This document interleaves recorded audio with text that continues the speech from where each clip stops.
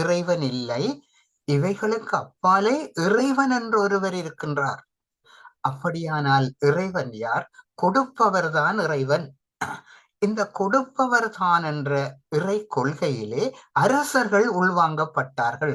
அரசர்கள் தங்கள் சிலைகளை செய்து அதுதான் இறைவன், அவற்றை தொழ வேண்டும் என மக்களுக்கு உத்தரவிட்டார்கள். இதனாலே எதிர்ப்பு தோன்றியது, விளைவுகள் மாற்றம் பெற்றன. இதனாலே கிறிஸ்தவம் என்பது இவர்களை ஏற்றுக்கொள்ளாமல் பிரிந்தது. அதாவது கிறிஸ்தவம் என்று நான் கூறுவது கிறிஸ்தவம் அல்ல, கிறிஸ்துவுக்கு முற்பட்டது.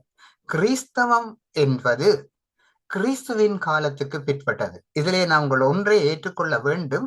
கிறிஸ்து என்பதை ஐரோப்பியம் ஏற்றுக்கொள்ளும் முன்னர் தமிழுக்கு இயேசுவை தெரியும். ஏனென்றால் தமிழர்களுக்கும் இந்த ஜெருசலேமுக்கும் இடையிலே மிக நெருங்கிய தொடர்பு இருந்தது, மிக நெருங்கிய மாற்றங்கள் இருந்தன. இவர்கள் தென்னிந்தியாவிலே வாழ்ந்திருக்கிறார்கள். ஆகையினாலே இவைகளை தமிழுக்கு இயேசுவை தெரியும். பின்னாலே வந்த இயேசு அதிகாரத்தோடு அந்த அதாவது இது யுத்தங்கள் ஆட்சியின் நோக்கங்களோடு வந்த மனிதர்களுள் காணப்பட்ட அவர்களுள் செயற்பட்ட இறைவன். இங்கே எவ்வாறு நாம் பார்க்கின்றோம் என்றால், ஐரோப்பியம் வருகிறது, பிரிட்டிஷார் வருகிறார்கள்.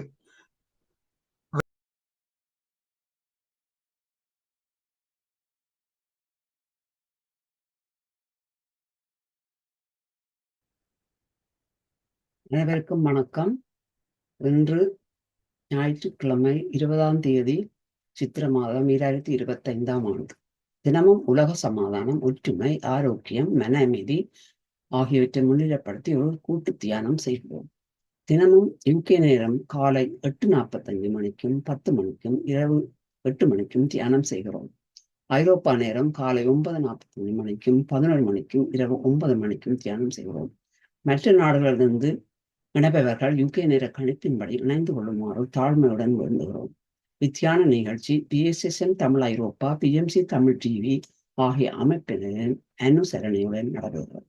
இந்த அமைப்பினருக்கு நமது இதயபூர்வமான நன்றியை தெரிவித்துக் கொள்கிறோம். வாழ்க வையகம், வாழ்க வையகம், வாழ்க வளத்துடன் என்ற மனதார வாழ்த்தி உலகத்தில் சமாதானம், நல்லிறக்கம், அமைதி, ஒற்றுமை ஏற்பட வழிவகை செய்வோம். இன்றைய நிகழ்ச்சி முதலில் தியானம் நடைபெறும். ஆனந்தி பாலதாசன் மாஸ்டர் தியானத்தை வழிநடத்துவார். அதன் பின்பு சிறப்பு பேச்சாளர் ஜேம்ஸ் அல்சன் மாஸ்டர். அவர் பேச இருக்கும் அருமையான தலைப்பு காண்கின்றவனும் காணாதவனுமான இறைவன். இப்பொழுது ஆனந்தி மாஸ்டர் தியானத்தை வழிநடத்துவார். நன்றி. நன்றி டாக்டர் சதா மாஸ்டர். அனைவருக்கும் அன்பார்ந்த வணக்கம், அனைவருக்கும் அன்பார்ந்த நன்றி. தியானம் என்பது ஆன்மாவை எல்லையற்ற பரம்பொருளுடன் அல்லது இறைவனுடன் ஐக்கியமாக்கும் ஒரு அறிவியலாகும். வழக்கமாகவும் ஆழமாகவும் தியானம் செய்வதன் மூலம் எங்கள் ஆன்மாவை எங்களுடைய இருப்பின் அக ஆழ மையத்தில் உள்ள அமரத்துவ பேரின்பமய தெய்வீக உணர்வு நிலையை நாங்கள் விழித்தெழச் செய்வோம். எமது மனத்தை அறியக்கூடிய ஒரு தவம் என்பதே தியானம். உடல் அசைவின்றி இருக்கும் போது உடல் வசப்படும். மூச்சு சீர்படும் போது மனம் வசப்படும். உடலும் மூச்சும் வசப்படும் பொழுது ஆன்மா வசப்படும். உடல், மனம், ஆன்மா மூன்றையும் ஒருங்கிணைக்கும் பயிற்சியே தியானம். தியானம் செய்யும் முறையை பார்ப்போம். தியானத்திற்கு முன்பும் பின்பும் இளம் சூடான நீரை பருகினால் தொண்டை வறட்சி ஏற்படாமல் தவிர்க்கலாம். ஒரு சுகமான ஆசனத்தில் அமர்ந்து கொள்ளுங்கள். உடலை தளர்ச்சியாகவும் நிமிர்ந்தும் உட்காருங்கள். மூக்கு கண்ணாடி அணிந்திருந்தால் தயவு செய்து கழற்றி வையுங்கள். விரல்களை இப்படியாக கோர்த்து மடி மீது வையுங்கள். பாதங்களை இப்படி ஒன்றன் மேல் ஒன்றாக வையுங்கள். கண்களை ஒரு இனிய புன்னகையுடன் மூடிக்கொள்ளுங்கள். இப்பொழுது உள்மூச்சு வெளிமூச்சு இரண்டையும் கவனியுங்கள். தியானத்தின் போது எண்ணங்கள் வரும். மீண்டும் மீண்டும் மூச்சின் மேல் கவனம் செலுத்துங்கள். எண்ணங்கள் படிப்படியாக குறையும். இப்பொழுது ஒரு இனிய இசை வழங்கப்படும். நாங்கள் 30 நிமிடங்கள் தியானம் செய்வோம். தயவு செய்து அறிவித்தல் வரும் வரை கண்களை திறவாதீர்கள். நன்றி.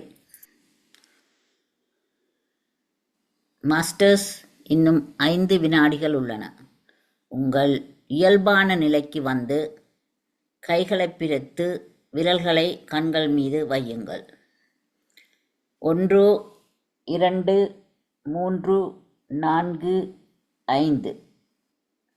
இப்பொழுது கண்களை மெதுவாக திறவுங்கள்.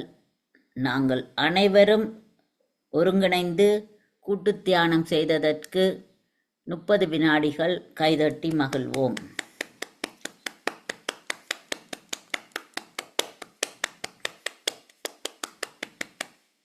இன்று இத்தியானத்தில் பங்கு பெற்றிய அனைவருக்கும் இத்தளத்தின் சார்பில் நன்றி கூற கடமைப்பட்டிருக்கின்றோம். நன்றி. நான் இப்பொழுது தளத்தை டாக்டர் சதா மெனோவுடன் கையளிக்கின்றேன். வணக்கம். நன்றி ஆனந்தி மாஸ்டர். பிரபஞ்சத்தின் நல்லாசியுடன் நாம் அனைவரும் ஒருங்கிணைந்து மன அமைதி, சமாதானம், ஆரோக்கியம் ஆகியவற்றை முன்னிலைப்படுத்தி ஒரு கூட்டு தியானம் செய்தோம். நாம் நமக்காக செய்யும் தியானம் கூட்டாக செய்யும் பொழுது அது ஒரு சமுதாய சக்தியாக உருப்பெற்று வீடு, வீதி, நகரம், நாடு, உலகம் எனும் அளவில் விரிவடையும் ஆற்றலுடையது. இத்தகைய தியானத்தில் ஈடுபடுவதற்கு அனைவரையும் ஊக்குவிப்பதோடு அதற்கான வசதிகளை ஏற்படுத்தி கொடுக்கும் PSSM தமிழ் ஐரோப்பா, PMC தமிழ் டிவி ஆகிய அமைப்பினரின் அனுசரணையுடன் அவர்களுக்கு நமது இதயபூர்வமான நன்றியை தெரிவித்துக் கொள்கிறோம். வாழ்க வையகம், வாழ்க வையகம், வாழ்க வளத்துடன் என்று மனதார வாழ்த்தி உலகத்தில் சமாதானம், நல்லிறக்கம், ஆரோக்கியம், அமைதி ஆகியவை ஏற்பட வழிவகை செய்வோம். இந்த நிகழ்ச்சிகளில் கலந்து கொண்ட அனைத்து மாஸ்டர்ஸுக்கும் நன்றி கூறுகிறோம். பதாதைகளை போட்டு தியானத்தையும் வழிநடத்திய ஆனந்தி பாலதாசன் மாஸ்டருக்கும் நன்றி கூறுகிறோம். இசையை வழங்கிய மீரா நாகேந்திரன் மாஸ்டருக்கும் நன்றி கூறுகிறோம். இப்பொழுது சிறப்பு பேச்சாளர்களுடைய நேரம். அவரை சிறு அறிமுகம் கூற விளைகிறேன். அவர் பேச இருக்கும் தலைப்பு காண்கின்றவனும் காணாதவனுமான இறைவன். அவர் அடிக்கடி எங்கள் தளத்தில் பல உரைகளை ஆற்றியுள்ளார். அனைவருக்கும் தெரிந்தவர் தான். ஆனால் நான் ஒரு சிறு விளக்கம் கூற விரும்புகிறேன். இவருடைய அறிமுகத்தில் தமிழ் மணி புலவர், ஜெர்மனி தமிழ் கத்தோலிக்க ஆன்மீக பணியக மறையாசிரியர், 100க்கும் மேற்பட்ட திருமண ஆயத்தங்கள் செய்தவர், வானொலி மறை கல்வி, நாளாந்த நற்சிந்தனை ஆகியவை வழங்குபவர், 30 ஆண்டுகளாக தமிழ் ஆசிரியராக கடமையாற்றிக் கொண்டிருக்கிறார். உலக தமிழ் பண்பாட்டு இயக்கத்தின் அகில நிர்வாக செயல், உலக தமிழ் மாமணி ஆகிய பட்டங்களை பெற்றவர். நான் நேரம் கருதி இத்துடன் அதை நிறுத்தி, உங்கள் பலருக்கும் தெரியாமல் இருக்கலாம், அதற்காக நான் கூற விரும்பினேன். நேரத்தை இப்பொழுது ஜேம்ஸ் அல்ஸ்டன் மாஸ்டரை உரையாற்றுமாறு தாழ்மையுடன் வேண்டுகிறேன். நன்றி.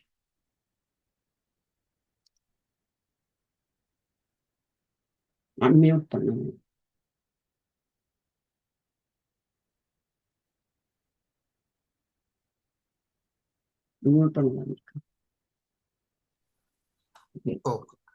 எல்லோருக்கும் நிறைந்த வணக்கம். அழகான முன் அறிவிப்பொன்றினை சதா அம்மா தந்திருந்தார்.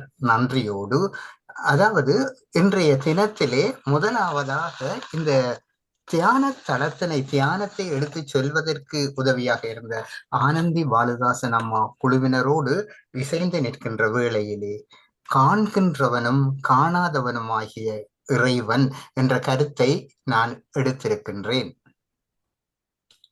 காரணம் என்னவென்றால், நாம் ஆலயத்துக்கு போய் நின்று கரங்களை உயர்த்துகின்றோம், ஆண்டவன் மேலே, ஆண்டவா. ஆனால் சில வேளையிலே ஆண்டவன் காணாமலே போய்விடுகிறார். அங்கே ஏதோ ஒரு சிக்கல் இருக்கிறது.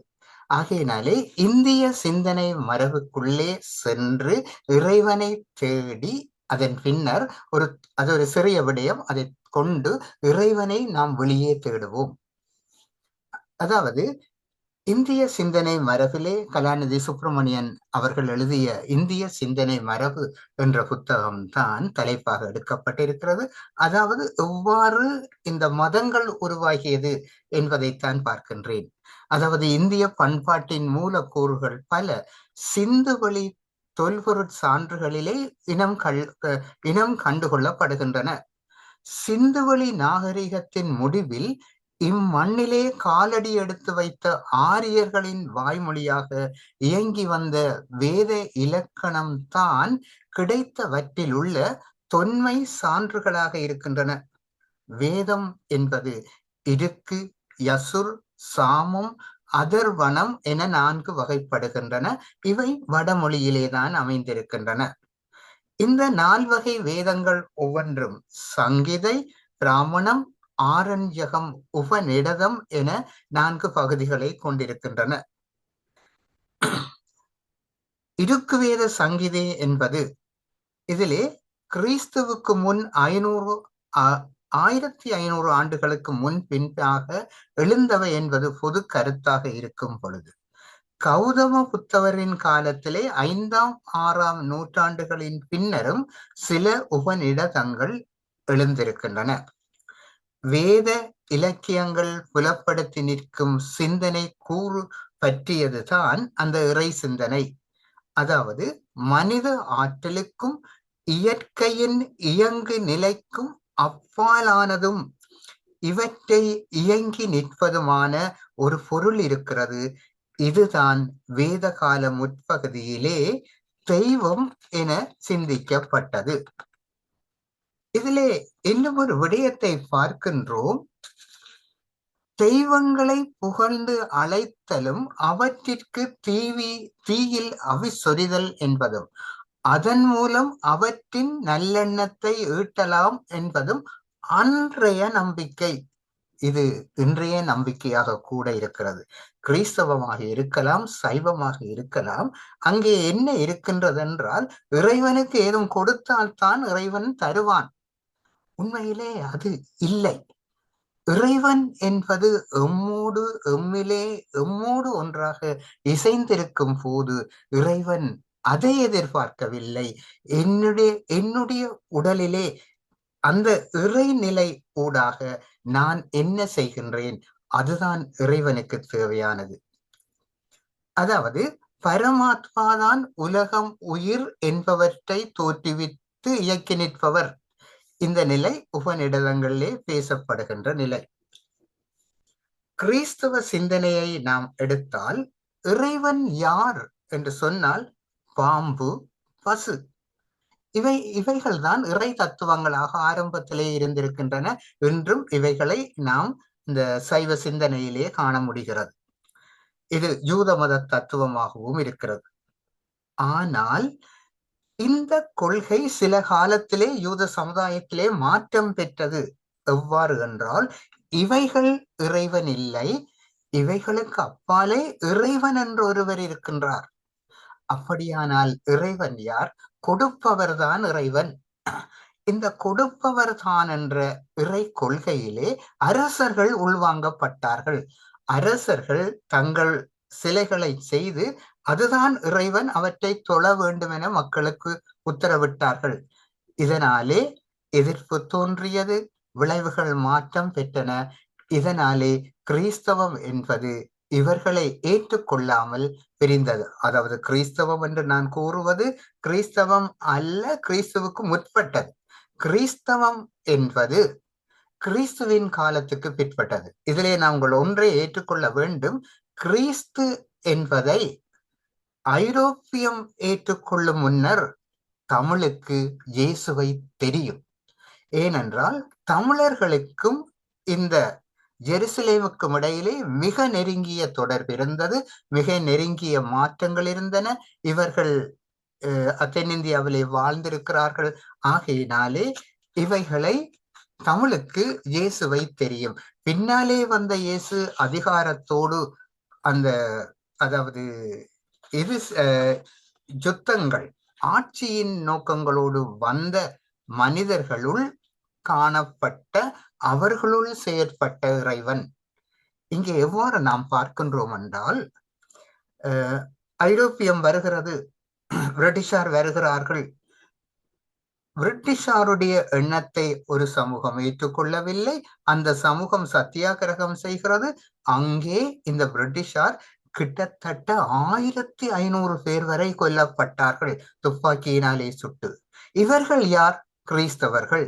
அப்படியானால் கிறிஸ்தவை ஏற்றுக்கொண்டவர்கள் தான் இவ்வாறு செய்தார்களா என்றால் இல்லை.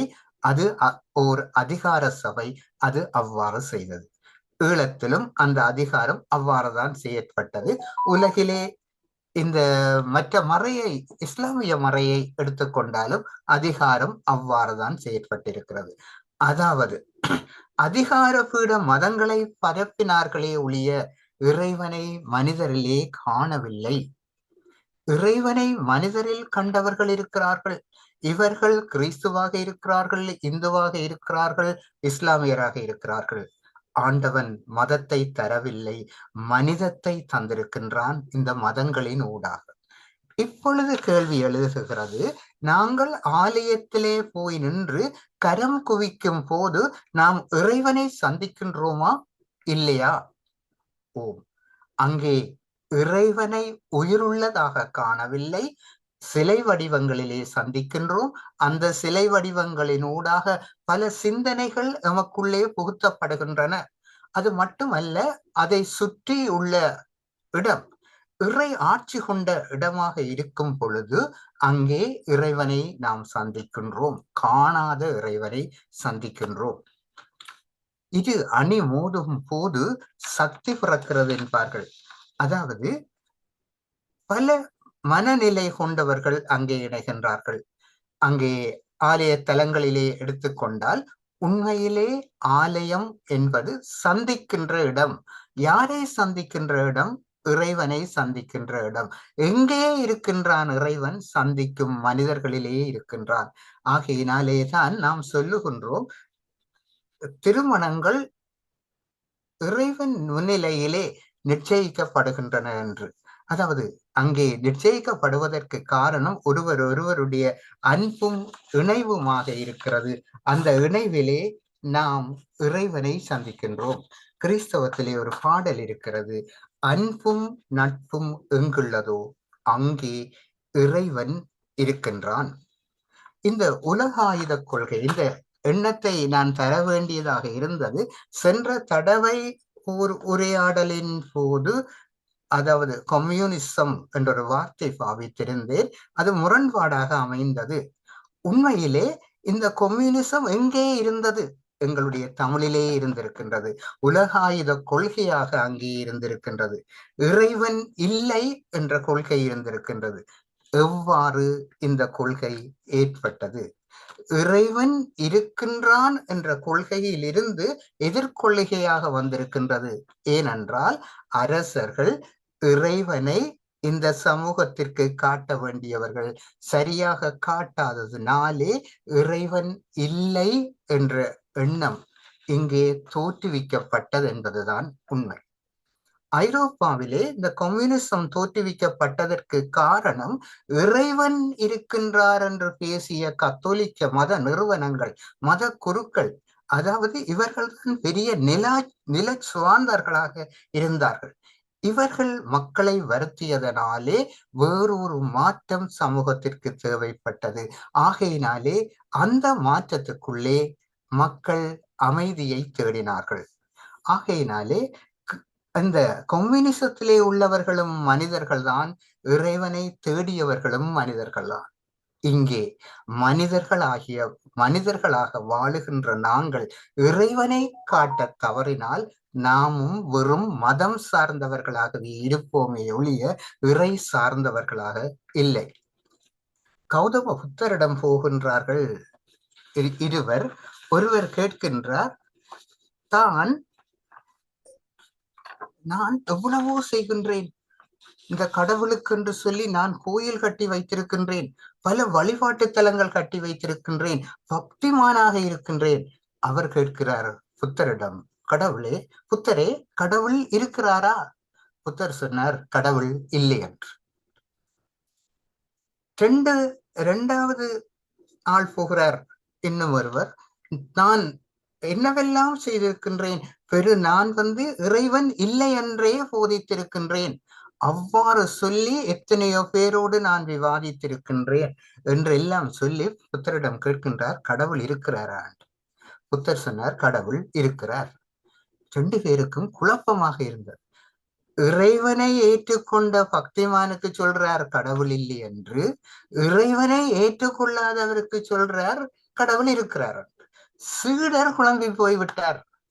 அவர்கள் போன பின் புத்தரிடம் போய் கேட்கின்றார் சீடர், என்ன புத்தரே, அவர் ஒரு பக்திமான், அவர்கிட்ட சொல்லுறீங்கள் கடவுள் இல்லை என்று, இவர் கடவுள் இல்லை என்றே போதித்து செயற்பட்டு கொண்டிருக்கிறவர், அவரிடம் சொல்லுகிறீர்களே கடவுள் இருக்கிறார் என்று.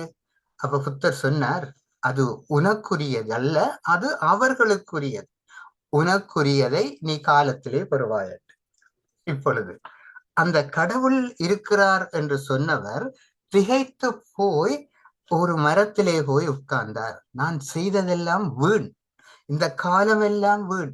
எத்தனையோ கோயில்களை கட்டினேன், எத்தனையோ பேருக்கு உதவி செய்தேன், கடவுள் இல்லையே, பிறகேன் நான் செய்ய வேண்டும்.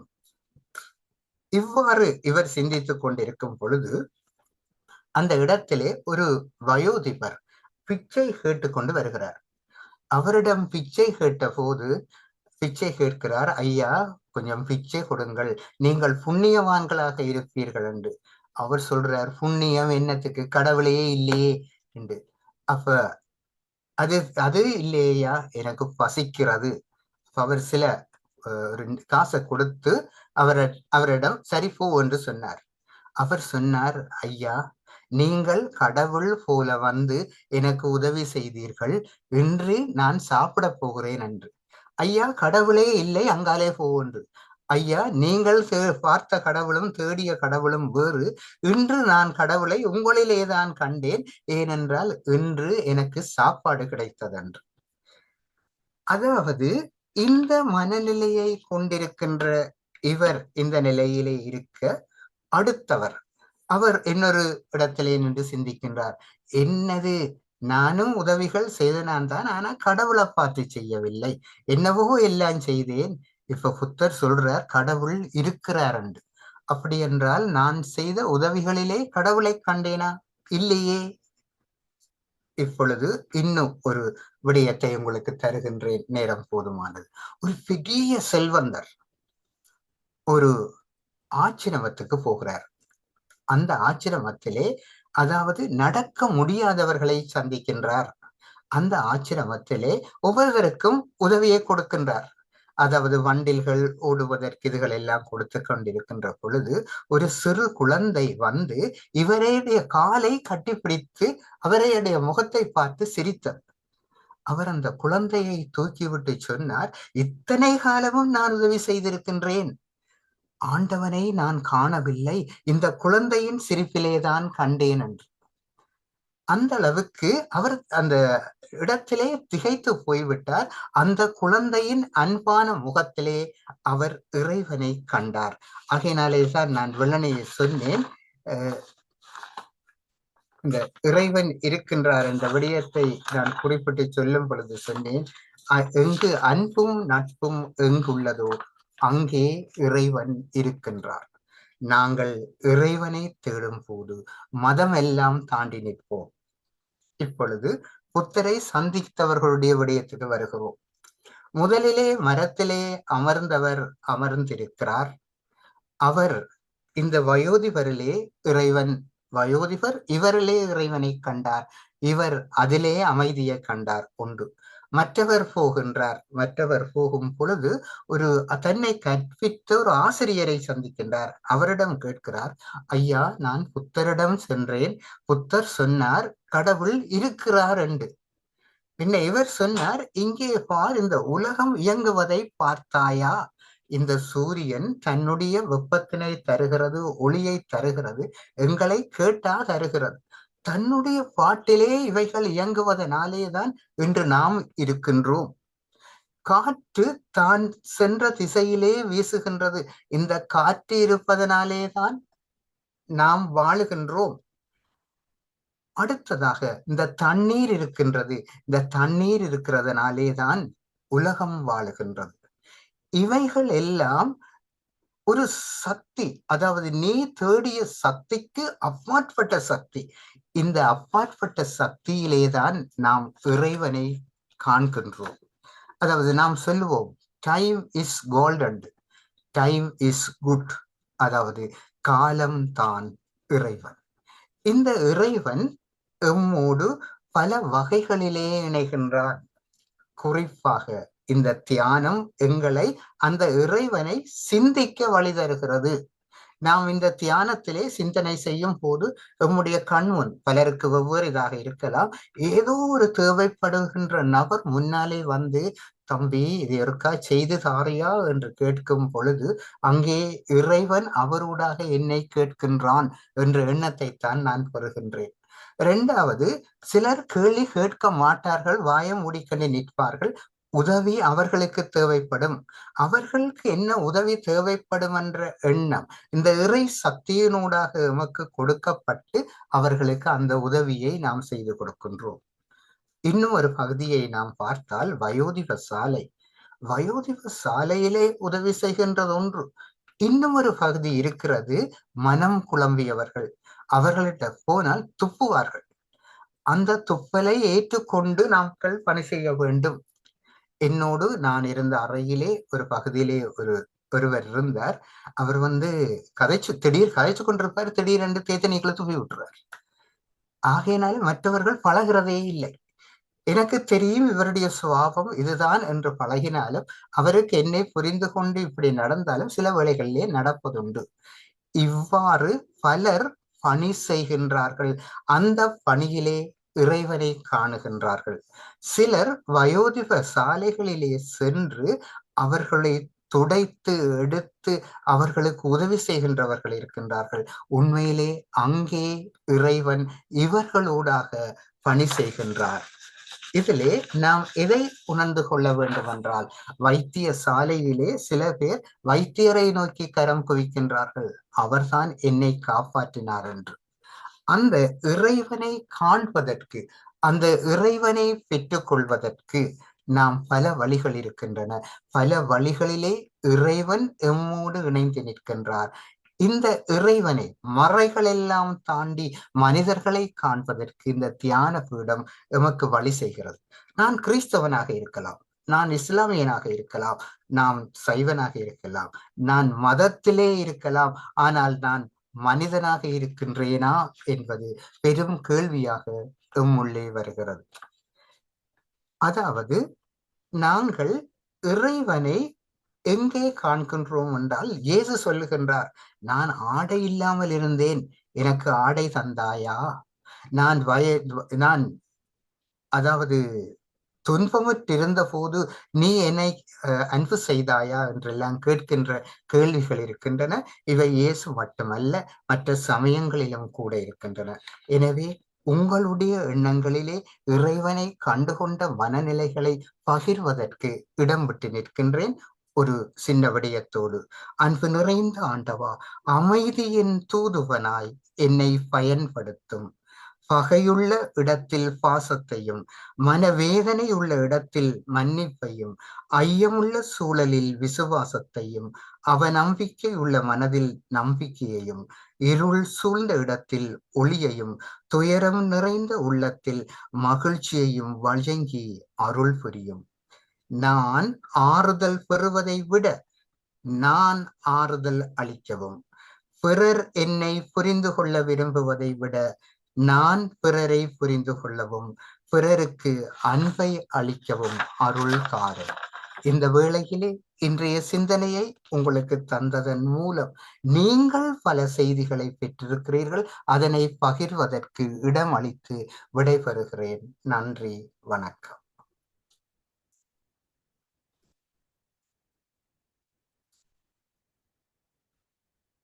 மிக்க நன்றி. அருமையான பேச்சு ஜேம்ஸ் மாஸ்டர். இப்பொழுது நாங்கள் நன்றி கூறும் மூலமாக 30 வினாடிகள் கைதட்டி மாறுவோம். நன்றி.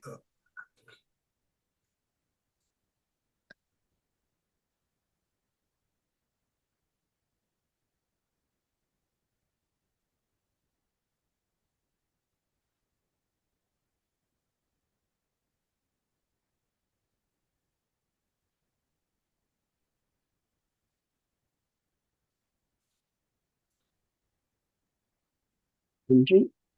கலைவாணி மாஸ்டர் நீங்க கதைங்கோ, அன்மியூட் பண்ணுங்க.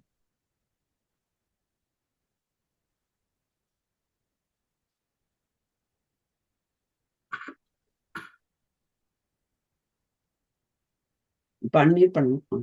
ஓகே. ஓகே. அனைவருக்கும் வணக்கம். ஜேம்ஸ் மாஸ்டருக்கு மிக்க நன்றி. சிறப்பான ஒரு சொற்பொழிவு. ஏனென்றால் மிக சுருக்கமாக சின்ன சின்ன கதைகள் சொல்லி அதன் மூலம் எங்களுக்கு அந்த விளக்கம் கொடுத்தது இன்னும் விசேஷமாக இருந்தது. இதுல இப்ப நீங்க கூறிய இந்த இந்திய மரபின்படி, அதாவது இறைவனுக்கு கொடுக்கிறதுன்றதுல அதை பற்றி நீங்க மிச்சம் சொல்லல. அது எல்லா சமயத்திலயும் இந்த கொடுக்கிறதுன்றது இருக்கிறதுன்னு சொன்னீங்க. அது ஏன் இறைவனுக்கு கொடுக்க வேண்டும் என்றது எனக்கு அதுல நம்பிக்கை இல்லை. ஆனால் சேர்ச்சிலே 2 முறை பூசையின் போது 2 முறை பணம் சேகரிப்பது வழக்கம். அது என்னத்துக்காக ஒன்று ஊர்ல கஷ்டப்படுறவர்களுக்கு அனுப்புவதற்காக சேகரிப்பார்கள். அது நாங்க கொடுக்க வேண்டும். மற்றது எதற்காக சேகரிக்கப்படுகிறது எனக்கு இதுவரையும் தெரியாது. உங்களுக்கு தெரிந்தால் அதற்கு சொல்லலாம். மற்றது கோவில்லையும் அர்ச்சனை என்று கொடுப்பது எனக்கு அதுல சம்மதம் இல்லை. அர்ச்சனை பொருட்கள் கொண்டு போய் அர்ச்சனை செய்து அதுல சம்மதம் இல்லை. கஷ்டப்படுகிறவர்களுக்கு அந்த பணத்தை கஷ்டப்படுகிறவர்களுக்கு கொடுக்கிற போது அது பயனுள்ளதாக இருக்கும் என்பது என்னுடைய கருத்து, என்னுடைய மன இது. அது அப்படித்தான் நான் நடந்து வருகிறேன்.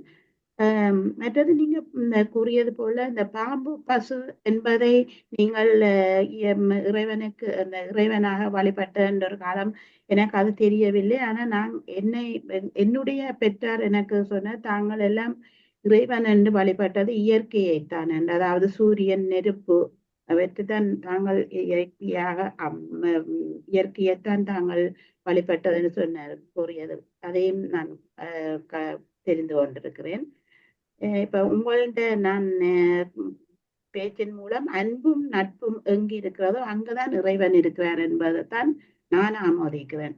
அப்படி பார்க்கல இப்ப எங்களுக்கு கடவுள் எல்லாரிடமும் வர முடியாததாலான் தாயை தந்தார் எங்களுக்கு என்றும், அது நாங்கள் தாயின் மூலம் அந்த அன்பை அந்த இறைவனை காண்றோம் என்றது. அதுபோல தாய் மட்டுமில்லை, அன்பு செலுத்துகிற அவர்கள் எல்லாருடையும் நாங்கள் இறைவனை காண்கின்றோம். அதோட நட்பாக எங்களுக்கு எவ்வளவு ஆறுதலாக இருக்கிறார்கள். நட்போட பழகி அவர்கள் எல்லாம் தெய்வமாக போற்றப்பட வேண்டியவர்கள். நாங்கள் உதவி செய்கின்ற பொழுது கையெடுத்து கும்பிடுவார்கள். ஏனென்றால் அவர்கள் தெய்வமாக எங்களை காண்றபடியா. அது நான் பல விதங்களில் கண்டிருக்கிறேன். ஊர்ல இந்த கஷ்டப்பட்டு கொண்டிருக்கிறவர்களுக்கு உதவுகின்ற பொழுது அவர்கள் கையெடுத்து கும்பிடுவார்கள். என்ன அவர்களுடைய கஷ்டத்தில கடவுளாக பார்க்கிறார்கள் அந்த நேரத்துல. இந்த உங்களுடைய பேச்சின் மூலம் நாங்கள் அந்த அன்பையும் நட்பையும் இருக்கிற இடத்தே கடவுளை காண்பதுதான் இறைவன் என்று நான் நான் எடுத்துக்கொள்கிறேன். அந்த கருத்தை எனக்கு பிடித்து கொண்டது. மிக்க நன்றி உங்களுடைய பேச்சுக்கு.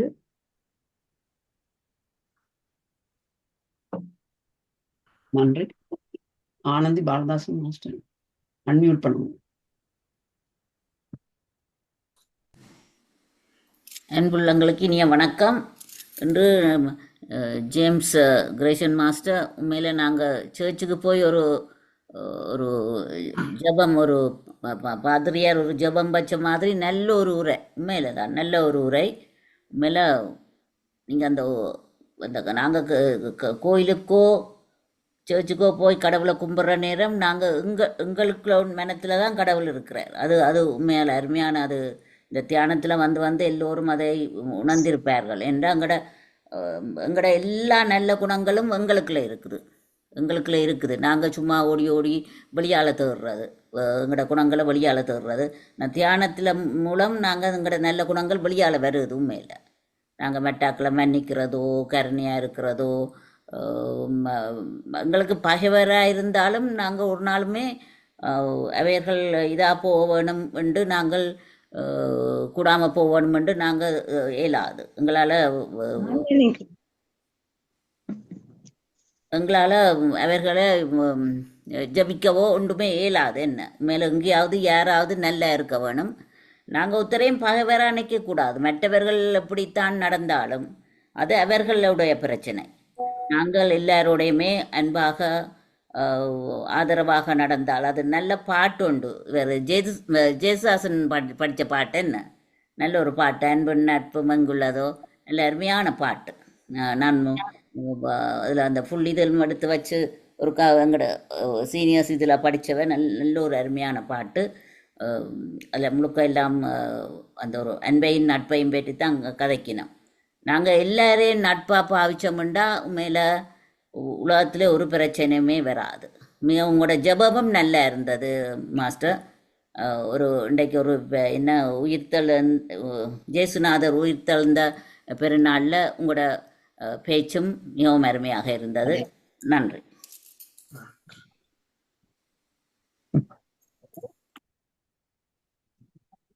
நீங்க மாஸ்டர் கதைங்க.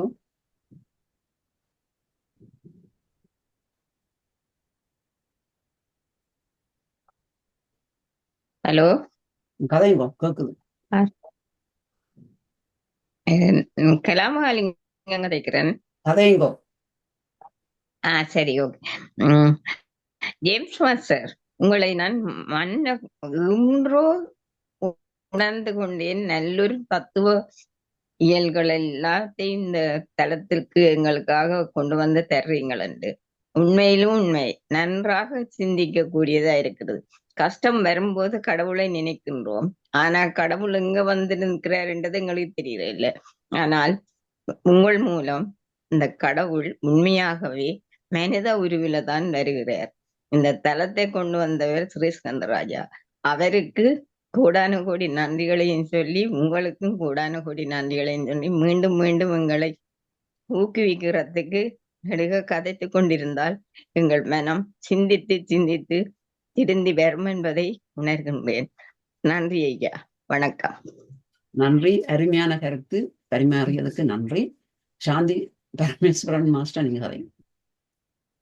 எல்லோருக்கும் வணக்கம். இன்றைக்கு ஈஸ்டர், ஹாப்பி ஈஸ்டர். அது அந்த நாளன்று இன்றைக்கு ஜேம்ஸ் மாஸ்டர் ஒரு அருமையான தத்துவத்தை எங்களுக்கு வடிவாக கதை மூலமாக எடுத்து சொன்னதுக்கு மிக்க மிக்க நன்றி ஜேம்ஸ் மாஸ்டர்.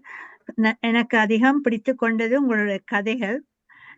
ஒன்று சொல்ல வேணும், நாங்களும் அன்பே சிவம் என்று சொல்வோம். அன்பில்தான் கடவுள் இருக்கிறார். எப்பொழுதும் லவ் ஆல் சர்வ் ஆல், எல்லாரையும் அன்போடு நாங்கள் உதவி செய்தால் அதே இறைவனுக்கு சமமாகும். அந்த இறைவன், நீங்கள் இன்னொன்று சொன்னீர்கள் இறை சக்தி என்று. அது ஒரு சக்தி. அந்த சக்தியை பார்க்கறதுக்கு எங்கேயும் வெளியால தேவையில்லை.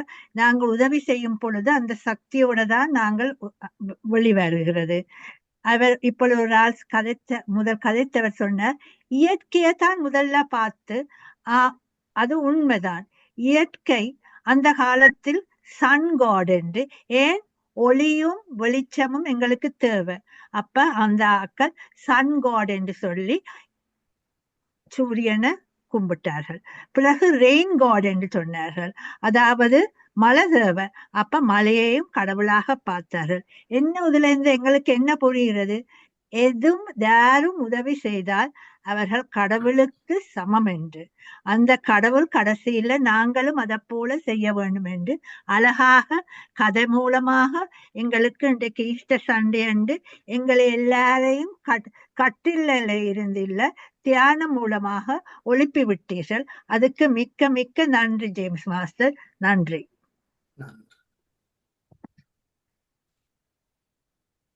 நன்றி. பஞ்சாச்சரம் மாஸ்டர், நீங்க கதைங்க. எல்லோருக்கும் வணக்கம்.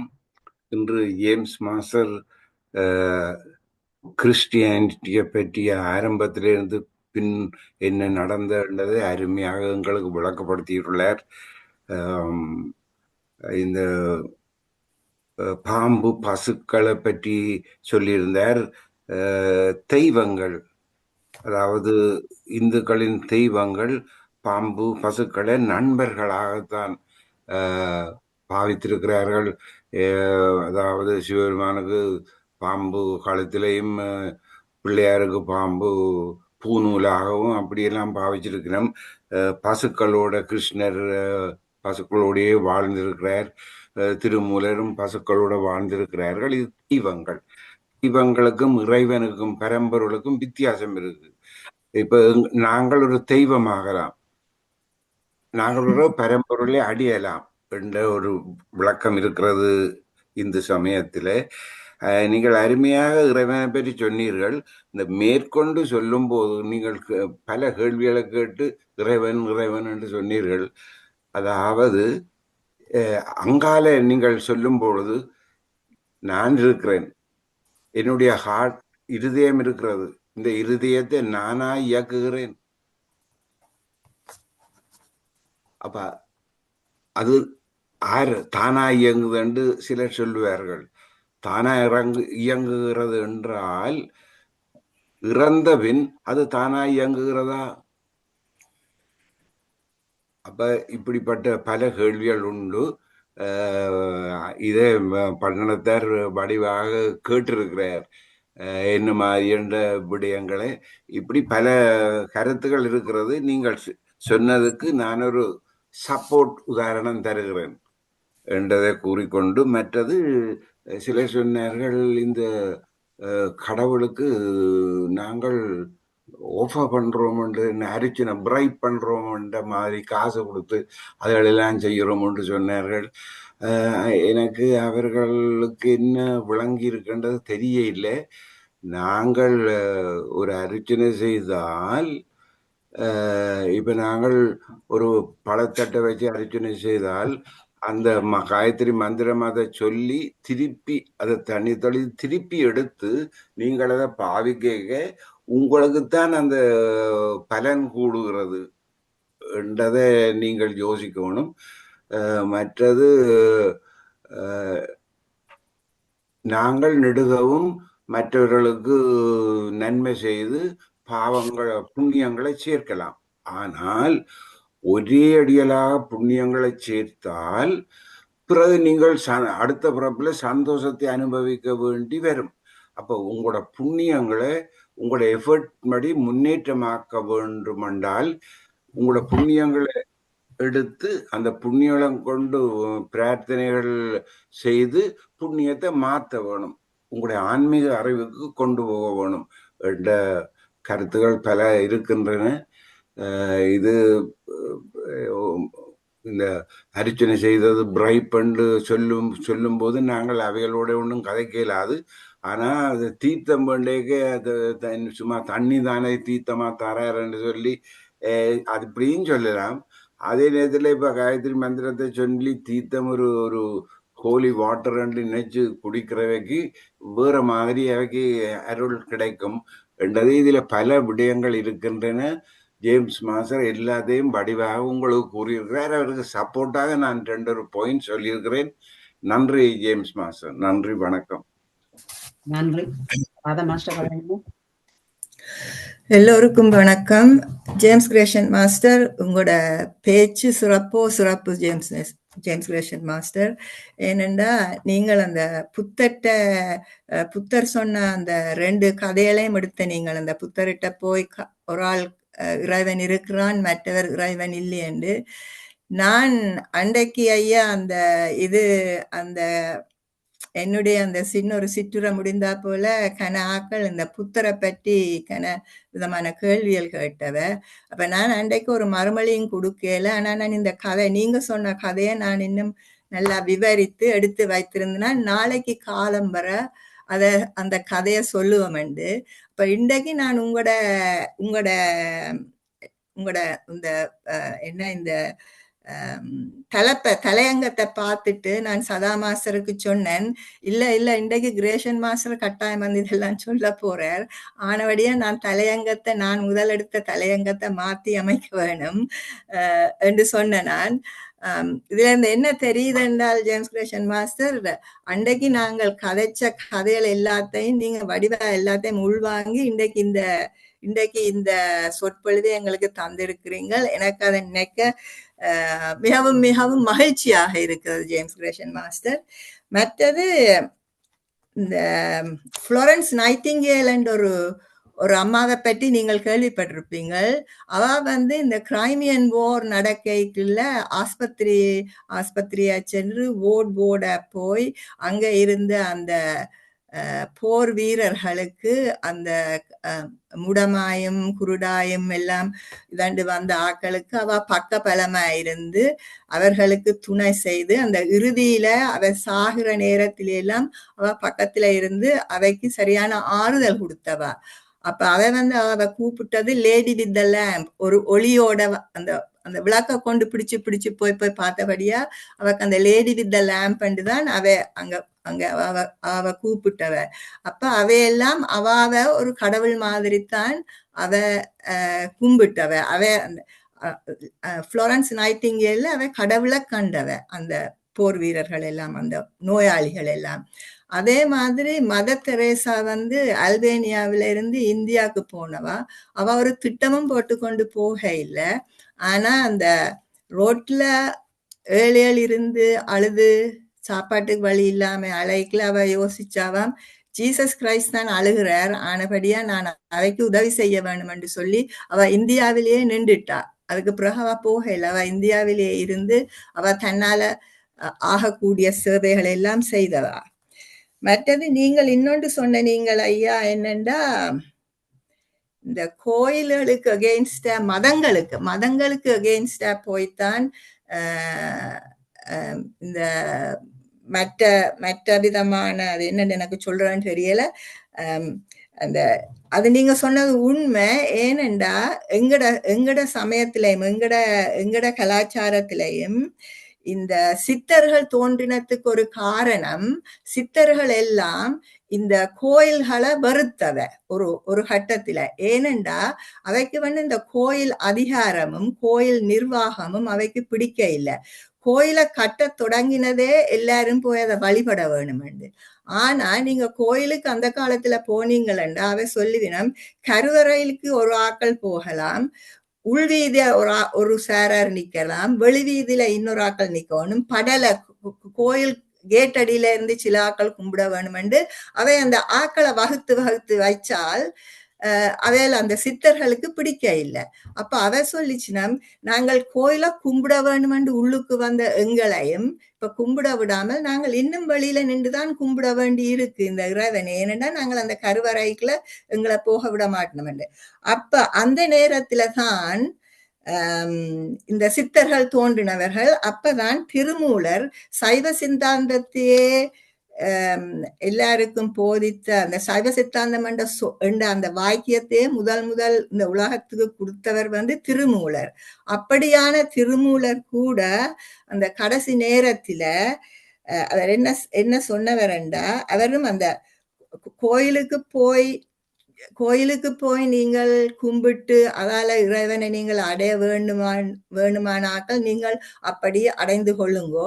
ஆனா நான் உங்களுக்கு இன்னொரு மார்க்கத்தை காட்டுறேன் என்று சொல்லி அவர் வந்து இந்த சித்தர்கள் முறையத்தான் கடைசியில சொல்லுறார். அப்ப அவர் சொல்றார் என்னண்டா, உள்ளம் பெருங்கோயில் ஊனுடம்பு ஆலயம். அப்ப அந்த உள்ளத்துலதான் உனக்கு இறைவன் இருக்கிறான் என்று சொல்லி அவர் அந்த உள்ளத்துல இறைவன் இருக்குன்னு சொல்ல அவர் அன்பைத்தான் சொல்றார், அன்பே சிவம் என்று. அப்ப அந்த அன்பையும் கருணையையும் ஜீவகாருண்யத்தையும் தான் அவர் எடுத்து முன்னுக்கு வைக்கிறார். அப்ப அவர் சொல்றார், உள்ளம் பெருங்கோயில் ஊண்டம்பு ஆலயம் என்று ஒரு பாட்டுல சொல்லுறார். அப்புறம் இன்னொரு பாட்டுல சொல்லுறார், படமாடும் தெய்வத்திட போய் நீ ஒரு கொஞ்சம் அவைக்கு ஒரு அர்ப்பணம் செய்தியண்டா அது வந்து அந்த படமாடும் இறைவனுக்குத்தான் போய் சேரும். ஆனா இந்த நடமாடும் தெய்வங்களா இருக்கிற இந்த ஏழை எளியவர்களுக்கு நீ போய் உதவி செய்தால், அவைக்கு நீ சாப்பாடு கொடுத்தால், அவைக்கு நீ ஒரு உடுப்பு கொடுத்தால், அவ அஞ்சி ஓடி வந்தவர்களுக்கு நீ ஒரு புகலிடம் கொடுத்தால்,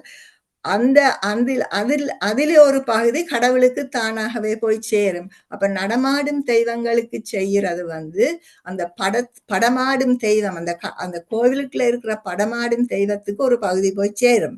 ஆனா நீ படமாடும் கோயிலுக்கு போய் நெய்யை மூத்தி தயிரை மூத்தி தேனை மூத்தி பாலை மூத்தி செய்தா அது அங்கதான் இருக்கும், அது மத்தாக்களுக்கு போய் சேராது. அப்ப அதைத்தான் அவர் அது சொல்றார். அந்த நடமாடும் தெய்வங்களை நேசித்து அன்பும் கருணையும் ஜீவகாருண்யத்தையும் காட்டினால் அதுலதான் இறைவன் இருக்கிறான் என்று நீங்கள் அதைத்தான் இன்றைக்கு எங்களுக்கு கொஞ்சம் ஹிஸ்டரியும் இந்த வரலாறும் கொஞ்சம் சொல்லி இதையும் சொன்ன நீங்கள். ஆனா இது உண்மையிலேயே உண்மை. ஏனென்றா அந்த காலத்துல அந்த சித்தர்கள் அந்த கோவிலுக்கு அகேன்ஸ்டா போகேக்க தானையே அவ சொன்னவ, கோவிலாவது ஏதடா குளங்களாவது ஏதடா, கோவிலும் மனத்துள்ளே குளங்களும் மனத்துள்ளே என்று சொல்லி அவை அப்படி கன சித்தர் பாடல்கள் இருக்குது. அதுல நீங்கள் பார்த்து கொண்டு போனீங்களா அதைத்தான் சொல்லினோம். மிக்க மிக்க நன்றி ஜேம்ஸ் ஐயா. நீங்க சொன்ன கம்யூனிஸ்ட் இவர் கார்ல் மார்க்ஸ் கூட அவர் ஒரு தியானி. அவர் இந்த சமுதாயத்துக்கும் இந்த சமுதாய முன்னேற்றத்துக்காக தான் பாடுபட்டவர். அந்த வரலாற படிச்சாத்தான் ஆக்களுக்கு அது வடிவா விளங்கும். எனிவே நான் இத்துடன் என் பேச்சை முடிச்சு கொள்றேன். தேங்க்யூ ஐயா. நன்றி. Thank you very much. நன்றி கருத்துக்களுக்கு. நாகேந்திரன் மாஸ்டர் கதைங்க.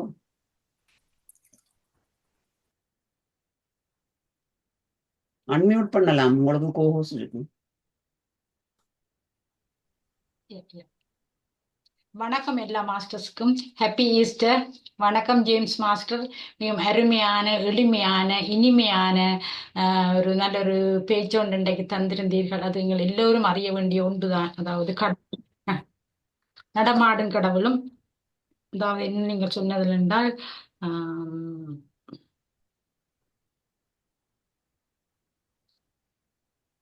காண்கின்ற இறைவனும் காணாத இறைவனும். அதாவது இறைவன் எல்லோருக்குள்ளேயும் தான் இருக்கிறார். என்ன கடவுள் என்றால் எல்லாருக்குள்ளேயும் தான் இருக்கிறார் கடவுள். அதைத்தான் எங்களோட வேதங்கள்ல அப்பவே கூறப்பட்டிருக்குது. அதை நாங்கள் வடிவாக விளங்கி படிக்காதபடியா இன்னும் தேடி கொண்டேதான் இருக்கிறோம். அதைத்தான் அகம் பிரம்மாஸ்மி சர்வம் கல்விதம் பிரம்மம் உண்டு அப்பவே சன்ஸ்கிரிட்ல சொல்லப்பட்டது. நாங்கள் அதை திறந்து பார்க்க இல்லை, இன்னும் தான் தேடிக்கொண்டு இருக்கிறோம். கடவுளை அடைகிறதுன்றது இங்க அன்பு தேவை. அதாவது அன்பு இருந்தால் தான் நாங்கள் சர்வீஸ் செய்யலாம், அதாவது மற்றவருக்கு உதவலாம். 3 விதமும் உங்களுக்குள்ள இருந்தா தான் கடவுளுக்கிட்ட நெருங்கலாம். என்னட்டா ஒன்று சர்வீஸ் செய்யணும். அதாவது அன்பு இருந்ததுன்னா நாங்கள் மக்களுக்கிட்ட போய் அவங்களுக்கு உதவி செய்யலாம், சர்வீஸ் செய்யலாம் உண்டு. மற்றது என்ன செய்ய வேணும், நாங்கள் பக்தியா இருக்க வேணும் கடவுளோட. தனிய சர்வீஸோட இருந்தா நாங்க கடவுளை காணவும் மாட்டோம், கடவுள் ஆகவும் மாட்டோம். மற்றது பக்தியா இருக்கணும். இல்லை இவ்வளவத்தையும் தாரது ஆறு எங்களுக்கு மேலால ஒரு சக்தி ஒன்று இருக்குது. என்ன பஞ்சாட்சரம் ஐயா சொன்ன மாதிரி எங்களோட ஹார்ட் என்னண்டு வேலை செய்யுது தானாக இயங்க இல்லையே. என்ன அப்ப எங்களோட அந்த உயிரண்டு போன பிறகும் வேலை செய்யலாம் வேணும். அது உயிர் இருந்தா தான், அந்த சிவன் இருந்தா தான் அங்க வேலை செய்யும். என்ன அப்ப எங்களுக்கு மேலால ஒரு சக்தி ஒன்று இருக்குது. அதை அறியறது என்னென்று பக்தியும் வேணும், அதே நேரம் தியானமும் வேண்டும். அப்பே இந்த சித்தர்கள் எல்லாம் இவ்வளவு அறிஞ்சவர்கள், திருமூலர் எல்லாம் இவ்வளவு விஷயங்களை விஞ்ஞானத்துல காண முடியாததெல்லாம் கண்டு சொல்லி வச்சிருக்கிறார். அப்ப உலகம் கண்டவங்க ஏன் கட்டம் தியானத்தையும் எங்களுக்கு சொல்லி வச்சிருக்கிறார்கள். தியானம் செய்தால்தான் கடவுளையும் அடையலாம். என்ன அப்ப இந்த 3 எங்களுக்கு தேவை. நீங்க வடிவா விளக்கமா சொல்லியிருக்கிறீங்க. அதாவது நீங்க அன்பு உண்ட பதிய சொல்லியிருக்கீங்க. அதாவது திருமூலர் அப்பவே சொல்லியிருக்கிறார், அன்பும் சிவமும் 2 அறிவிலார். என்ன விளக்கம் இல்லாதாக்கள் நாங்கள் இன்னும் விளங்கி கொள்ள இல்லை. பகவத்கீதையில ஒரு தொகை இருக்குது, திருக்குறள் அதை விட இருக்குது, அதை விட இன்னும் எத்தனையோ உங்களோட சிவபிராணங்கள் எல்லாம் எத்தனையோ சமய விதிகள்ல சொல்லப்பட்டிருக்கு. நாங்க இன்னும் ஒன்றும் தேடி அறியாம கொஞ்சத்தை மட்டும் பார்த்து போட்டு அன்பு செய்தா சரியேண்டு இருக்கிறோம். அன்பும் தேவைதான், அன்பா இருந்தா தான் வடிவாக நாங்கள் ஒரு நட்பான உலகத்தை படைச்சு கொண்டு போகலாம். மிகவும் நன்றி மாஸ்டர், நல்ல ஒரு பேச்சு தந்திருந்தீர்கள். நன்றி, வணக்கம். நன்றி. பவானி மாஸ்டர் கதைங்க. எல்லோருக்கும் வணக்கம். இன்று ஜேம்ஸ் அல்ஸ்டன் மாஸ்டர் ஒரு அருமையான பேச்சை பேசினார். அது ஈஸ்டர் சண்டேல பேசியது மிகவும் சிறப்பாக இருந்தது. எல்லாரும் இதாக சொல்லிவிட்டபடியால் எனக்கு சொல்றதுக்கு இனி ஒன்றுமில்லை என்றபடியால் இதை நல்ல பேச்சென்று சொல்லிக்கொண்டு முடிக்கிறேன். மிக்க நன்றி பவானி மாஸ்டர். காந்தி மாஸ்டர் கதைங்க, அன்மியூட் பண்ணி போட்டு.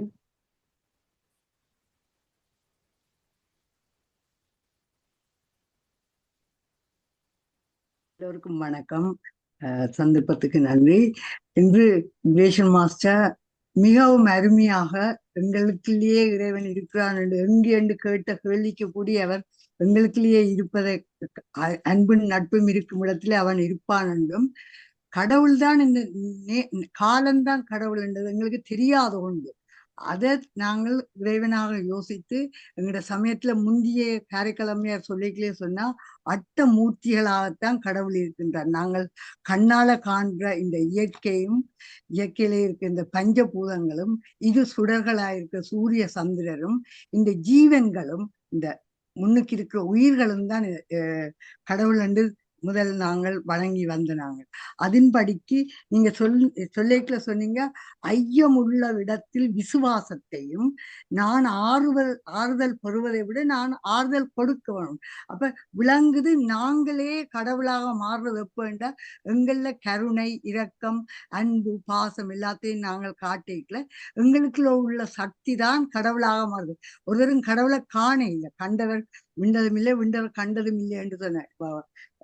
அப்ப அதன்படிக்கு பார்க்கல நாங்கள் இந்த ஈஸ்டர் தினத்தில அந்த நாங்கள் எக் வைக்கிறது, முயல் வைக்கிறது, இதுகள் எல்லாம் ஒரு சிம்போலிக்காக வச்சு சொல்லப்படுவது அந்த இறை சக்தியை நாங்கள் உணர வேணும் என்றார். அப்ப அது செய்யறதுக்கு இப்ப ராதமாச சொன்ன மாதிரி முன்னாலே இருக்கிற ஒரு ஆள் பசித்திருக்க நாங்கள் சாப்பிடுறோம்டா எங்களுக்கு கருணை இரக்கம் இல்லை. அந்த ஆள் பசியோட கிடக்க நாங்க சாப்பிடுறோம், பகிர்ந்து சாப்பிட நினைக்கிறோம் இல்லை. கோயில்ல போய் நாங்க சாமிக்கு கொடுக்குறோம் என்று கொடுத்தது கடவுளுக்கு போக இல்லை, கடவுளுக்கு தேவையும் இல்லை. சாப்பாடு தேவையா கடவுளுக்கு சாப்பாடு தேவையில்லை. நாங்கள் அவரை நினைச்சு ஒரு ஆட்களுக்கு கொடுக்கல அந்த ஆள் பசி போக அந்த ஆள் உங்களை கடவுளாக பார்க்குது. நீங்க சொன்ன கதையின் படிக்குமே இன்றைக்குதான் நான் சாப்பிட்டேன் என்று சொல்லிக்கல ஒரு ஆளுன மனதிலே எவ்வளவு சந்தோஷம், உங்களை கடவுளாக கண்டேன் என்று சொல்லிக்கல எவ்வளவு கடவுள் தன்மையை நாங்க காண்கிறோம். அதே மாதிரி நாங்கள் யாரும் ஒரு ஆள் உதவி செய்ய நாங்க சொல்லுவோம், நீங்க கடவுள் போல வந்து எனக்கு உதவி செய்றீங்கள. அப்ப எங்க கடவுள் இருக்கிறான்டா எங்களுக்கு முன்னாள் உள்ள ஒரு உயிரில தான் நாங்க காண்றோம். யார்ல எங்களோட அன்பு, நட்பு, கருணை, இரக்கம் எங்களை உணர்ந்து எங்களோட சேர்ந்து வாழ்ற ஒருவர்ல நாங்க காண்றோம். அதுதான் கடவுள். இந்த ராத மாசம் முதலே சொல்லிட்டா அந்த சித்தர்கள் ஏன் கோயில்களை வெறுத்து அவையில் கோயில்ல இந்த அரிச்சனைகள் உதவிகள் எல்லாத்தையும் வெறுத்து அவையில் முன்னால உள்ள உயிர்களையும் அவர்களுக்கு ஆறுதலையும் அளிக்கிறதுக்கு அவர்கள் மூச்சு பயிற்சி, தியானம் இதுகள் எல்லாத்தையும் சொல்லி கொடுத்து அவர்களை அமைதிப்படுத்துவதால அவர்களை சந்தோஷப்படுத்துறார். அப்ப பிறரின் சந்தோஷத்துலதான் நாங்கள் கடவுளை காணும் என்றது நீங்க அருமையாக இந்த ஒரு நாள்ல விளக்கினீங்க. எங்களை மிகவும் ஆர்வத்தோட அதை கேட்கறதுக்கு வச்சதுக்கு நன்றி. நன்றி. இப்பொழுது நான் அந்த திருமந்திரத்துல வர்ற பாட்டு படமாட கோயில் பகவற்கு ஒன்று ஈயில் நடமாட கோயில் நம்பற்கு அங்கு ஆகாது. நடமாட கோயில் நம்பற்கு ஒன்றியில் படமாட கோயில் பகவற்கு அது ஆமை. இந்த படம் என்று நாங்கள் கோயில்ல கருவறையில தான் கடவுள் இருக்கிறார் என்று நினைச்சு இல்லாட்டா ஒரு படத்துல பார்க்கிற அந்த இறைவனை விட நாங்க இதை செய்யறது திறமன்றதான் திருமந்திரத்துல அவர் திருமூலர் சொன்ன பாடல், உண்மையான பாடல். நன்றி. நான் இப்பொழுது நாளைய நிகழ்ச்சி பற்றி கூறிவிட்டு அதன் பின் வசந்தராஜ் மாஸ்டர் அழைக்க இருக்கிறேன். நாளை 21ஆம் தேதி திங்கட்கிழமை 9 மணிக்கு ராதேஷ் சிவஞானம் மாஸ்டர் பேச இருக்கும் தலைப்பு, அருமையான தலைப்பு, உன்னை நீயே கவனி. அதுவும் இப்ப ஒரு நாளில ஒழுங்கு பண்ணின ஒரு பேச்சாக அமைந்துள்ளது. அவ உடன்பட்டு அந்த பேச்சை அளிக்க வருகிறார். 11 மணிக்கு துஷியந்த், அவர்கிட்ட பேச்சும் பல காலம் நீங்கள் கேட்டதுதான், திருவாசகத்தில் தக்கன பிழைத்தல் என்ற ஒரு தலைப்பில், அருமையான தலைப்பில் பேச உள்ளார். இரவு 8 மணிக்கு பாபு சண்முகநாதனும் தமா சண்முகநாதனும் சேர்ந்து கொஸ்டின் அண்ட் ஆன்சர் செஷன் நடத்த உள்ளார்கள். அனைவரும் இந்த நிகழ்ச்சிகளில் கலந்து பயன்பெறுமாறு தாழ்மையுடன் வேண்டுகிறோம். நன்றி. இப்பொழுது வசந்தராஜ் மாஸ்டர் நீங்க கதைக்கலாம். நாங்கள் இந்த நிகழ்ச்சியை 9:30 நிறைவு செய்ய இருக்கிறோம். நன்றி. நன்றி, வணக்கம். நான் இவருடைய ஜேம்ஸ் வாட்சனுடைய அந்த பேச்சை நான் கேட்க சிறு நேரம் கொஞ்சம் பின்தங்கி விட்டேன் என்று சொன்னால், அந்த நேரம் எங்களுடைய பிரச்சனையால நேற்று எங்களுக்கு கிறிஸ்மஸ் இந்த ஈஸ்டர் மட்டும் நான் அந்த டைமுக்கு மணியாக போயிட்டுது. அதனால் மிஸ் பண்ணிவிட்டேன். அவருடைய பேச்சு எப்படி கேட்கலாம் அப்படின்னு நான் முடிஞ்சு யோசிக்கிறேன். உங்களுடைய கருத்துக்களையும் வச்சும்படி பார்க்கின்ற பொழுது எனக்கு உண்மையிலேயே வந்து அவர் முக்கியமாக இந்த அன்பை பற்றி தான் கதைத்திருக்கிறான்னு நான் நினைக்கின்றேன். அன்பு வந்து மிக முக்கியம் என்று சொன்னால் ஜீசஸுடைய வாழ்க்கையிலே பார்க்கின்ற பொழுது ஈஸ்வரன் ரீதியில் அந்த கருத்தில் பார்க்கின்ற பொழுது அவர் சொல்லுறார், நான் உங்களை அன்பு செய்தது போல நீங்கள் ஒருவரை அன்பு செய்யவில்லை என்று சொன்னால் நீங்கள் எனது சீடர்களாக இருக்க முடியாது. அங்கே எல்லா போதகமார் எல்லாருக்குமே அங்கே ஒரு அடி விழுந்துட்டது. நாங்கள் இவ்வளவுதான் போதிச்சாலும் அன்பு இல்லை என்று சொன்னால் நான் நீ எனது சீடனாக இருக்க முடியாதுன்னு சொல்லிட்டார்.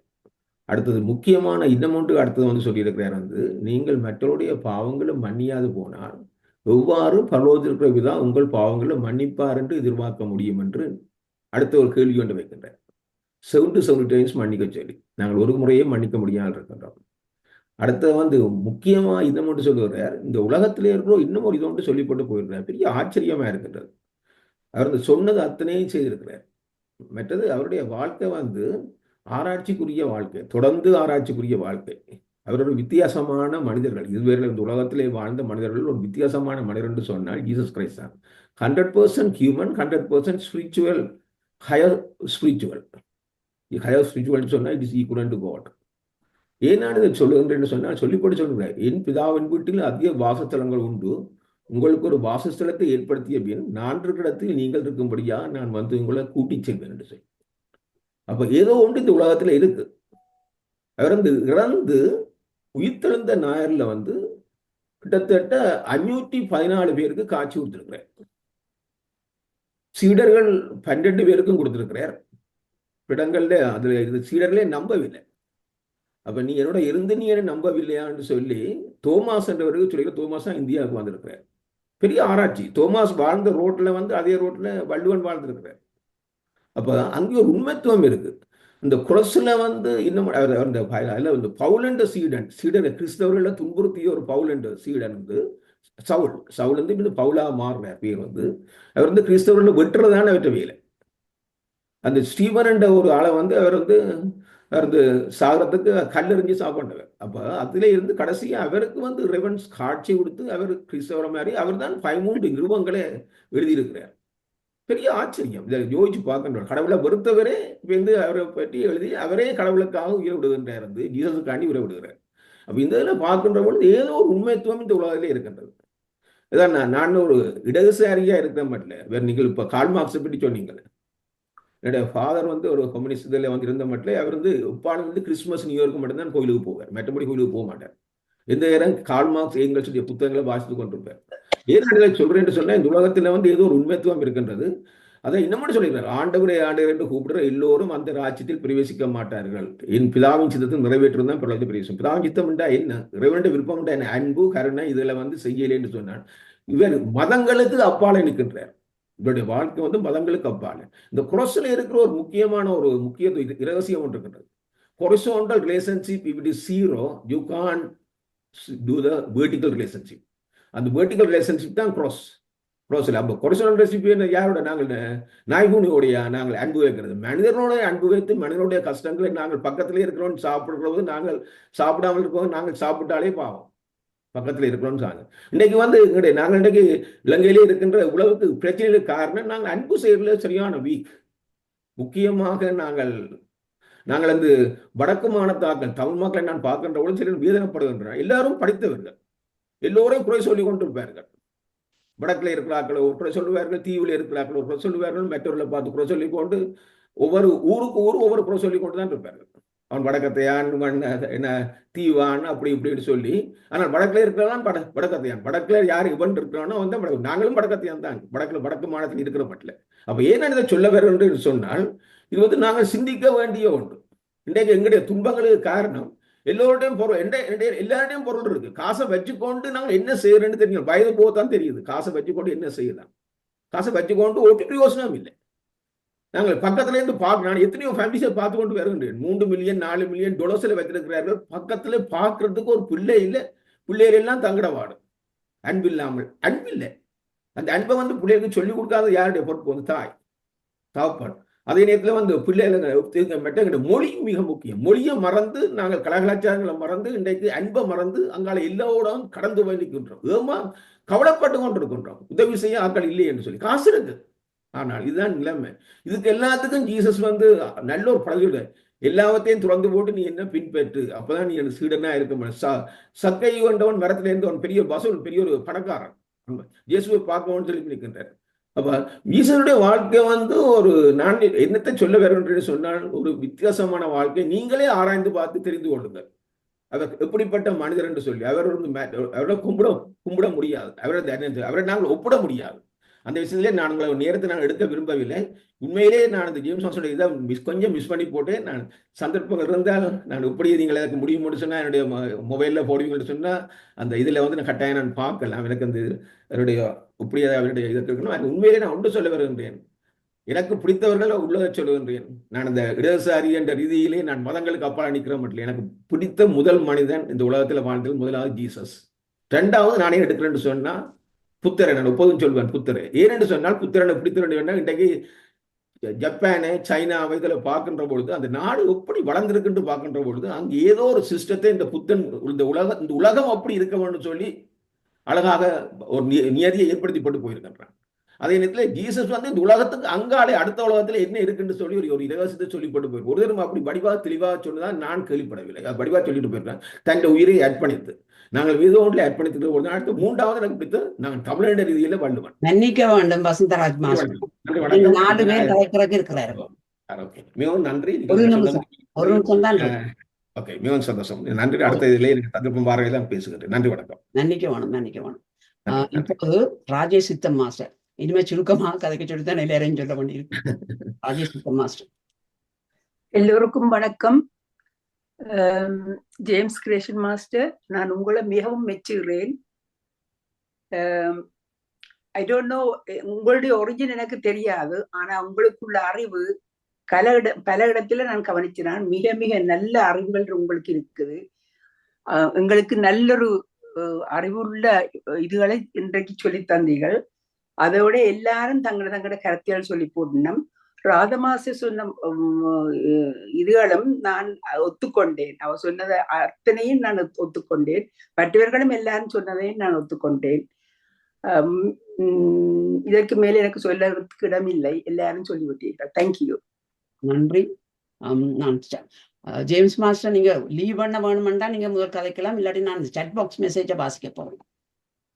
நான் சொல்லிட்டு விடுகிறேன். அதாவது எல்லோருக்கும் மிகவும் நன்றி. சிலதை நான் சொன்னேன், பலதை நீங்கள் சொன்னீர்கள். இதுதான் இந்த கருத்தாடலினுடைய பகுதி. இங்கே ஒரு விடயத்தை குறிப்பிடுகிறேன். ஆலயம் பற்றி வித்தியாசமான கருத்து கொள்ள வேண்டாம். ஆலயம் வேண்டும், ஆலயத்திற்கு உங்களுடைய பங்களிப்பும் வேண்டும். ஆனால் அளவுக்கு மீறி ஆலயம் என்று சொல்லி அள்ளி கொட்டாமல், கொட்ட வேண்டிய இடம் எங்கேயோ இருக்கிறது.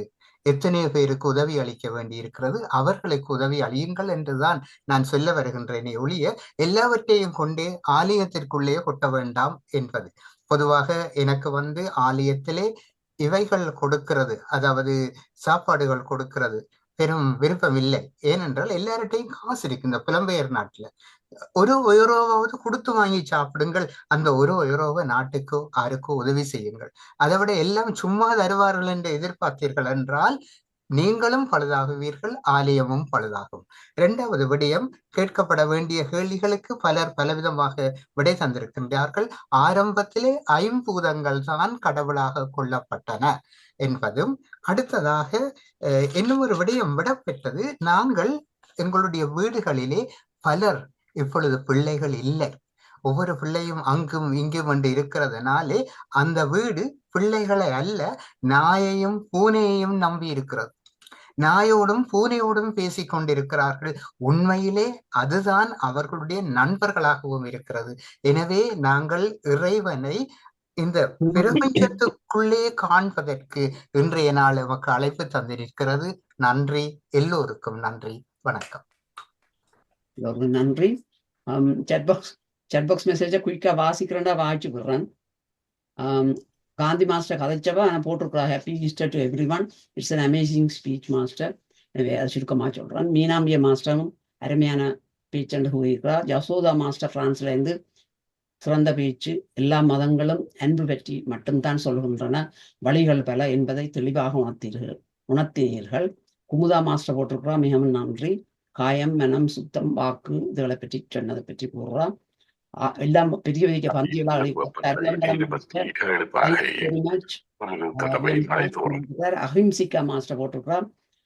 உயிர்த்த இயேசு உங்களுக்கு நிறைவாக தருவாராக. இயேசுவின் உயிர் ஒரு சுத்தமாக நான் ஆனந்தராஜா மாஸ்டரை பேச அழைக்கிறேன். ஒரு நிமிஷம் கதைக்கலாம். தற்போதைய வெப்பநிலை 19 பாகை. உயர் வெப்பநிலை 29 பாகை. மழை தோறும்.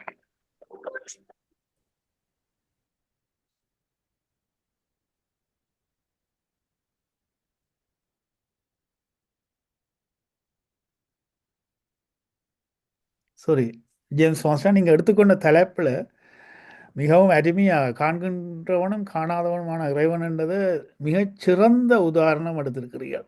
சிம்பிளாக அழகான தமிழில் ஒரு குறுகிய நேரத்தில் எல்லாருடைய மனதிலையும் அந்த பசுமரத்தாணி போல பதியக்கூடிய மாதிரி சொல்லியிருக்கிறீங்க. மிகவும் நன்றி. அந்த அன்பும் நட்பும் மென்மேலும் மேலோங்க வாழ்த்துக்கள். மன்னிக்கவனும் ஆனந்தராஜா மாஸ்டர், டைம் காணாதண்டக்காகத்தான் நான் அப்படி சொன்னது. அவரும் போட்டிருந்தவர் மெசேஜில். ஒரு நிமிஷம் தரச்சல். நன்றி, மிக்க நன்றி. தேங்க்யூ சதா மாஸ்டர். வேறு யாராவது சுருக்கமாக கடந்துட்டோம். 4 நிமிஷம் போட்டது. அவசரமாக கதைக்க விரும்பினால் சொல்லி போட்டு விடலாம். இல்லைன்னா நாங்கள் இந்த நிகழ்ச்சியை நிறைவு செய்வோம். நாளை காலை 8:45 காலை இசை தியானத்துடன் தொடங்கலாம் என்று இருக்கிறோம். மிக்க நன்றி. அருமை ஜேம்ஸ் மாஸ்டர், நன்றி நன்றி நன்றி. அனைவருக்கும் கலந்து கொண்ட அனைவருக்கும் நன்றி.